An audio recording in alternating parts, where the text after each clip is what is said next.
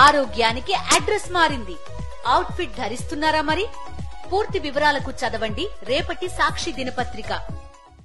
పెద్దపల్లి జిల్లా మంతనిలో సెంటిలియన్ software company బ్రాంచ్ను ప్రారంభించారు IT శాఖ మంత్రి దుద్దిళ్ల శ్రీధర్బాబు. నియోజకవర్గ పరిధిలో నిరుద్యోగ యువతీ యువకులకు ఉద్యోగాలు కల్పిస్తున్న కంపెనీ ప్రతినిధులకు మంత్రి శ్రీధర్బాబు ధన్యవాదాలు తెలిపారు.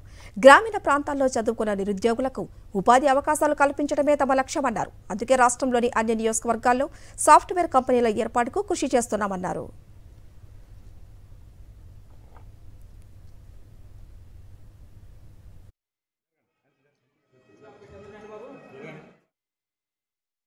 మా ప్రయత్నం, మా తాపత్రయం చదువుకున్న పిల్లలకి ఇక్కడ అనేక మంది ఉంటారు.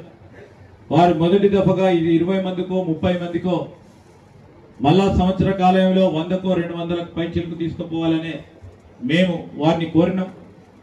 ఆ సందర్భంలో వారికి మనం పూర్తి స్థాయిలో ప్రోత్సాహం ఇవ్వాలి. చదువుకున్న వారు పరిశ్రమలకు ఏ విధమైన